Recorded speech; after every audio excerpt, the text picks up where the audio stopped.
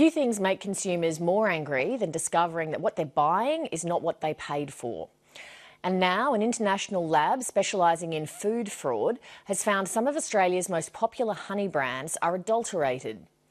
Australia's biggest producer, Capilano, is among those accused of selling fake honey. They've denied the claims.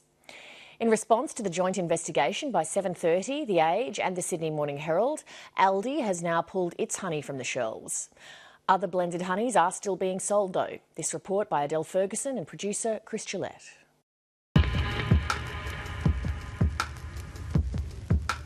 Hello Adele, yes it's Rob Costa calling.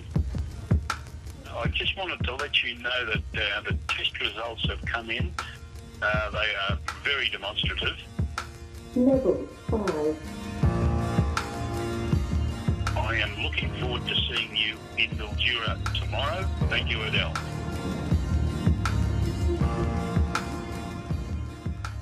In Mildura, in Victoria's northwest, almond plantations are now in full blossom.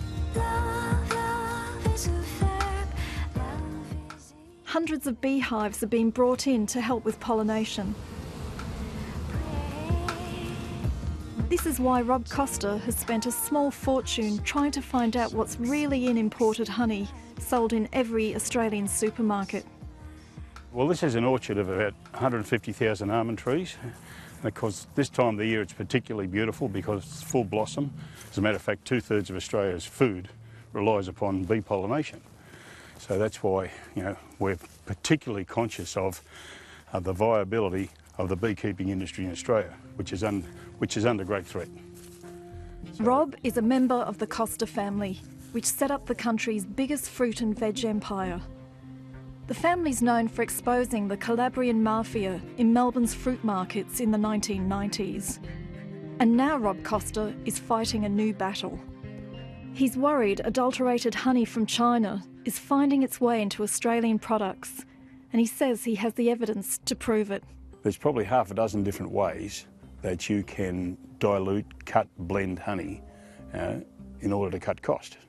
Are you saying it's food fraud? Absolutely. Rob hired one of Australia's top law firms, King & Wood Mallisons, to buy 28 jars of Australian and imported honey from 5 supermarket chains around the country. They were then sent to a state-of-the-art lab in Germany to be tested. Why Germany? Well, because we don't have that particular testing in this country. Honey is hard to test, so it's easy to pass off as something else. This lab in Germany is one of the few places in the world that's equipped to find out what's in the honey you eat. It uses what's called nuclear magnetic resonance, or NMR, and it's increasingly being used internationally to test for food fraud. It tested 28 jars of honey from supermarkets around Australia and found 12 contained adulterated honey. 4 out of the 6 IGA's Black and Gold private label came back adulterated. 2 of the 6 Aldi Bramwell's private label brands failed the test, and 6 out of 8 of the Capilano's Lowry brand tested positive for adulterated honey. Australian honey passed. Capilano says it imports only from trusted suppliers and tests every batch for authenticity. There is no suggestion it or other companies were aware of the alleged adulteration. If we compare it to pure honey, we see some peaks which show us that there are high organic acids, which is also an indication of adding syrups to the honey. Why is honey adulterated? Of course, it's a cost question. And if you want to have a product for a low price, you get a product which you think it's honey, but it's not honey. It's a growing problem because the people who adulterate using more and more sophisticated methods. So it's becoming more and more complicated to detect it. Most of the honey is with a blend of Chinese honey have been detected with the NMR as adulterated. Honey isn't always honey. That's the shocking finding. Almost half the samples were not 100% pure honey. Yet the labels state otherwise. Alarmingly, we don't know all the ingredients. But the results suggest that adulterated honey is in IGA and Aldi private brands, as well as Capilano's Lowry brand. When the samples went through the official Australian C4 sugar test, they passed. But that test is decades old and can't detect a range of substances such as rice syrup, which is used as a cheap bulking agent. All of our Capilano branded products are 100% pure Australian honey, sourced right here from our network of over 600 beekeepers. Capilano is the biggest honey company in Australia. Yeah. And as you were mentioning, the Lowry brand was tested and it came back as adulterated. Yeah. Were you shocked by those results? No, I'm not shocked by the results at all. I mean, we know what's going on. We expected it, but we just needed the evidence. So yeah, I certainly wasn't shocked. Beechworth, Victoria. Picture perfect, pristine. The Goldsworthy family has been making pure Australian honey here since 1880 and is now the second biggest honey maker in the country. They've never sourced imported honey, no matter how cheap, because they don't trust it. Check what type of honey it is. Yeah, if the flavour's right, you can usually taste it, what it is. The bees won't be very happy with me. Go down there, sweetheart. I'm really saddened and really horrified by those results, but not surprised. Rico? No, I reckon it's red box. But I think the thing that actually makes us the saddest is the fact that the consumer is completely blind to this, and as more and more of this takes over the market globally, you know, there's a race to the bottom, and so in order to get it cheaper and cheaper and cheaper, you know, more and more shortcuts get taken, and that's when, you know, who knows what ends up actually in the product. Jodie Goldsworthy is passionate about honey. She spent her lifetime in the business. You only source Australian honey. Why is that? Well, back in 2004, Australia ran into the first really dreadful drought, and we were going to run out of honey, literally. There were risks associated with imported honey. We looked at the options and we made a really simple decision. We had small children at the time, and we looked at each other and said, if we were to import this honey, we wouldn't eat it on our breakfast table.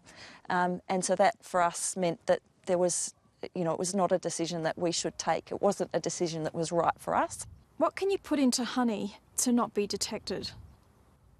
So potentially you could put rice syrups, beet syrups, corn syrups, wheat syrups, any cheap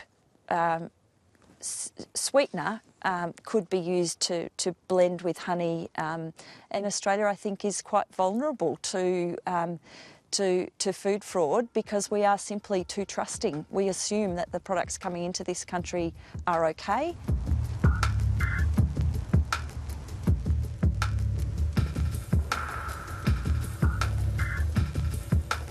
Good morning. Good morning, Phil. Thank you for your time. I know it must be hectic for you in Dublin at the moment. So you've been in the bee industry for most of your life? Correct. My dad and my granddad were beekeepers. Phil McCabe is the president of the peak international body for the honey industry. He's working with Interpol. So tell me about your work with Interpol. Interpol have identified that there is a huge honey fraud taking place in the world. I mean, what I mean by honey fraud is we estimate at the moment that somewhere between about 30, maybe anywhere between 30-35% of all honeys in the world market now are fake or fraud. You know, if they can produce them at a low cost and sell them at a high price, then the criminal gangs of this world get their hands on it. At the moment, 140,000 tonnes of honey is being exported from China each year. They do not have enough bees to produce that amount of honey.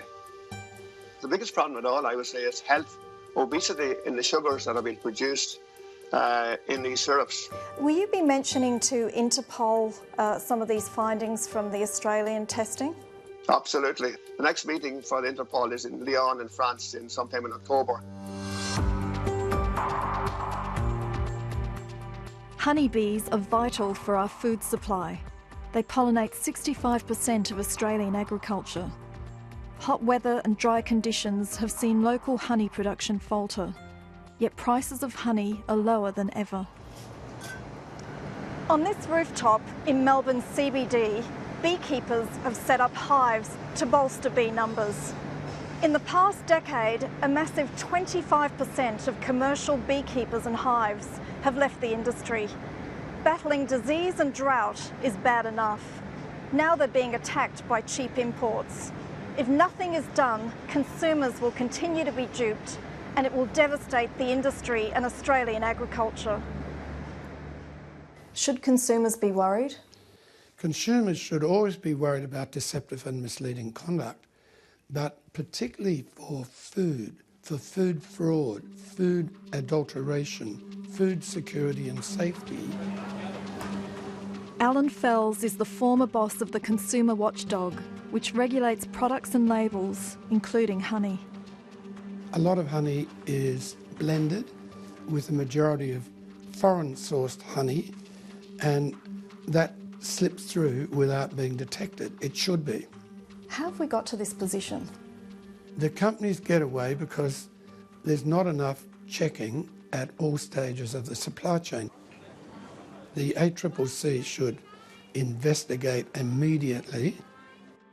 Just a little bit of Capilano honey does a whole lot of good. The products are tested in accordance with Australian law and they pass. So brands might not be aware of the adulteration. Australia's biggest honey operator, Capilano, had the highest fail rate with their Alawi brand. It's made with 70% Chinese honey. Capilano's share price is going through the roof due to record profits and a $190 million takeover offer from a private equity consortium that wants to tap into the Chinese honey export market. Bega Cheese might also lodge a takeover bid. In July, Coles withdrew all Alawi products, saying it was part of a product range review. Capilano strongly denies any issues with its products and criticised the NMR test. It says it puts every batch of imported honey through 2 different tests and meets Australian standards.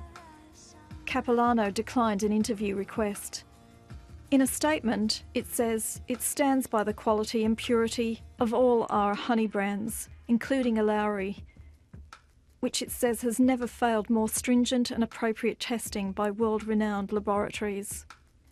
It claims NMR is inconsistent. Australia's peak industry body, the Australian Honeybee Council, recently endorsed the NMR test. 730 has obtained leaked documents which show both Capilano's chairman and deputy chairman attended the honey industry's AGM in July, where a motion was passed recommending the NMR test. In an email to the government, it says the council wants it to begin using the best available method, NMR. We're told the vote was unanimous.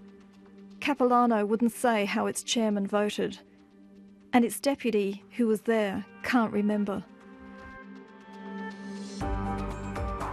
Beekeepers are worried about speaking, fearing it might tarnish the whole industry. Even deciding to speak about this problem publicly is, I think, one of the most hard decisions that we've really ever made. The emotional impact, I suppose, of watching an industry on a knife edge, facing the threats that we are, it does take its toll. We know that we are not competing on a level playing field. You just really wonder where things will end.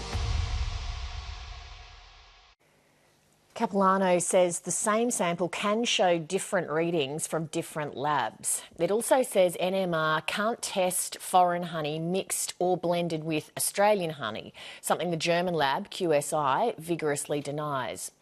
There's no suggestion that Capilano's self-named brand of honey is affected. You can read the responses from the supermarkets on the ABC website.